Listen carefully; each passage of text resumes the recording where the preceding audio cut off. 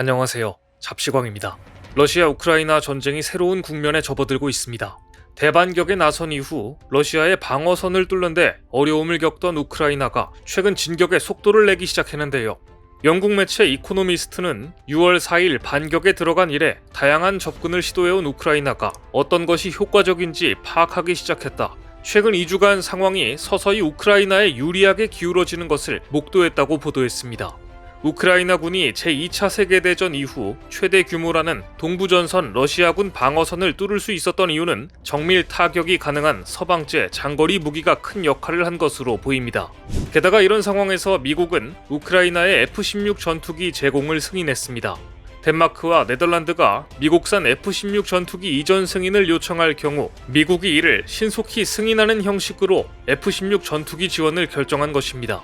우크라이나의 끈질긴 요청과 유럽 동맹국들의 압박이 이어지면서 미국은 결국 F-16 지원을 승인했고 우크라이나는 이것이야말로 이 전쟁의 돌파구를 마련해줄 게임 체인저가 될 것으로 기대하고 있는데요. 당황한 러시아는 결국 무리수를 두기 시작했고 러시아 정가는 물론 군 수뇌부까지 뒤숭숭한 뉴스들이 연달아 터지고 있습니다. 지금 러시아에서는 전쟁에서 크게 패배한 뒤 총사령관직에서 물러났던 러시아 장군이 돌연 사망하면서 의문사 논란까지 제기되고 있습니다. 겐나디 지드코 전 러시아 국방 차관이 갑작스럽게 사망한 일이 발단이었습니다. 그는 개전 4개월 만에 우크라이나군의 굴욕적 패배를 당하면서 해임되었는데 얼마 전 갑자기 사망했고 러시아 소셜미디어에서는 지드코 장군이 독살됐을 수 있다는 주장이 제기되고 있습니다.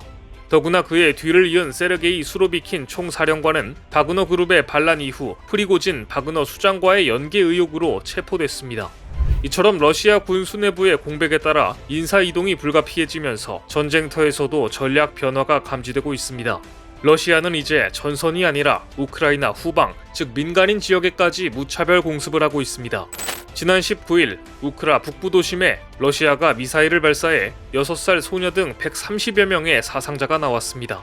우크라이나 수도 키이우에서 북쪽으로 약 100km 떨어진 체르니히우는 벨라루스 및 러시아 국경에서 멀지 않은 도시이지만 지난해 개전 초 러시아군이 물러간 뒤로는 전투가 일어나지 않은 후방 지역이었습니다. 러시아는 이제 후방 지역마저 미사일을 퍼붓고 있는 것입니다. 전선이 교착 상태에 빠지며 자신들에게 불리한 분위기로 흘러가자 러시아는 이제 벨라루스를 끌어들여 폴란드 영토까지 전선을 확대하려는 움직임을 보이고 있습니다. 러시아가 폴란드 국경 근접 지역 우크라이나 서부 최후방까지 공습을 퍼부은 것입니다. 러시아가 얼마나 수세에 몰려있는지 알 수 있는 대목입니다. 우크라이나의 최후방이자 폴란드 국경 근처인 르비우와 루츠크에 러시아의 대규모 공습이 가해졌습니다. 이로 인해 루츠크에서는 스웨덴 기업 직원 3명이 사망하는 일까지 벌어졌습니다.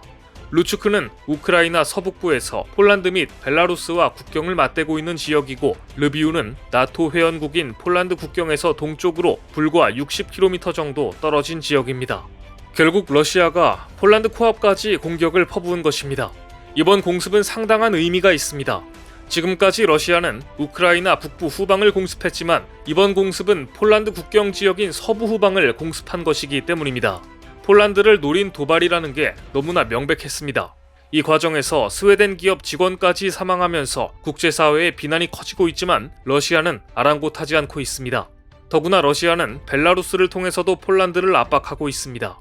최근 러시아 민간 용병 기업 바그너 그룹이 아예 벨라루스의 공식 법인으로 떡하니 등록을 해버리자 폴란드 국민들의 공포심은 극에 달하고 있습니다. 앞서 바그너 그룹의 수장 예브게니 프리고진도 자신의 모든 사업체를 총괄 관리하는 지주회사 격의 콘코드 경영 컨설팅을 벨라루스의 회사로 등록한 바 있습니다. 이것은 바그너 그룹이 벨라루스에 장기간 머무를 것이라는 것을 암시하는 것으로 이 자체만으로도 폴란드에 상당한 압박이 됩니다. 더구나 벨라루스는 지난 2021년부터 중동과 아프가니스탄 등지에서 온 이주민을 인접국인 폴란드와 리투아니아, 라트비아 국경으로 몰아내 이들 국가의 사회 불안을 유도하는 하이브리드 공격을 통해 무리를 일으킨 전력이 있습니다. 이런 나라와 국경을 맞대고 있는 데다가 무엇보다 폴란드가 가장 우려하는 것은 최근 벨라루스를 통해 불법으로 국경을 넘는 사람들이 급증했다는 사실입니다. 이들 중 바그너 그룹이 섞여 있을 가능성이 높기 때문입니다. 사실상 바그너 그룹 요원들이 이미 폴란드의 국경을 넘어들어와 후방 작전을 수행하고 있다고 해도 과언이 아닌 상황입니다. 깜짝 놀란 폴란드 국경 수비대는 긴급하게 병력 1,000명을 증파했습니다. 바그너 그룹이 이미 침투를 끝냈다면 사실상 전쟁이 폴란드까지 확전된 것이나 마찬가지입니다. 폴란드는 이미 프리고진의 실패한 무장 반란 이후 바그너 그룹 소속 용병 4천여 명이 벨라루스에 배치되자 국경에 1,000명의 병력과 200대의 군용 차량을 확대 배치한 바 있는데요. 이번에 러시아가 폴란드 국경 지역 턱밑까지 공습을 감행하자 1,000명을 추가로 배치했고, 따라서 지금 벨라루스와 국경 지역의 순찰에는 폴란드 수비대 2,000여 명이 투입되고 있는 실정입니다.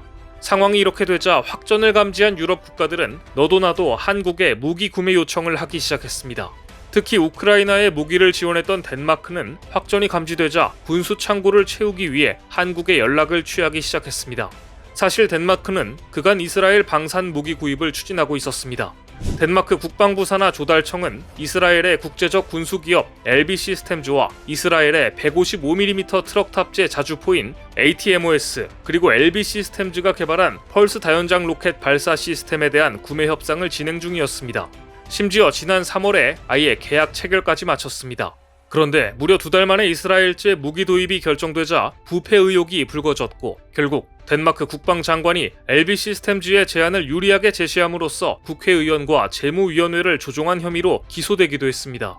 덴마크 국방장관은 국회의원들에게 사과하는 성명을 게재하면서 덴마크 국방부로부터 의회가 잘못된 정보를 받았다고 인정했습니다.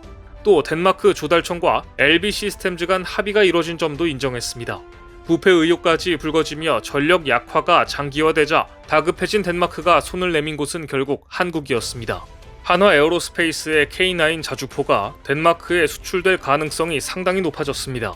더구나 우크라이나 전쟁이 장기화되면서 세계는 지금 당장 분욕한 탄약을 채우기 위해 한국산 탄약을 사기 위해 줄을 섰습니다. 특히 튀르키예에서 한국산 탄약과 미사일의 몸값은 급등하고 있습니다. 한국이 지금 우크라이나에 탄약 완제품을 수출하기는 여러가지 정황상 어렵습니다. 하지만 튀르키예가 탄약 제작에 사용되는 원부자재를 다수 수입하기 때문에 한국산 탄약 수요가 증가하고 있는 것입니다.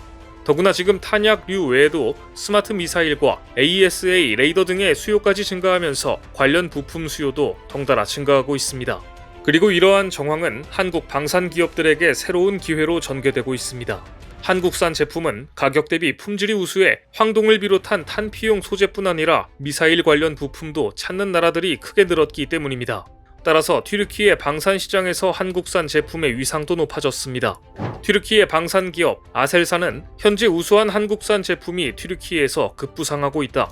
다양한 한국 제품을 테스트하며 만족스러운 결과를 얻었고, 한국은 제품의 품질이 일정하고 사용 중에 치명적인 결함이 생기는 경우가 무척 드물어 앞으로도 지속적인 거래 의향이 있다고 밝힌 바 있습니다.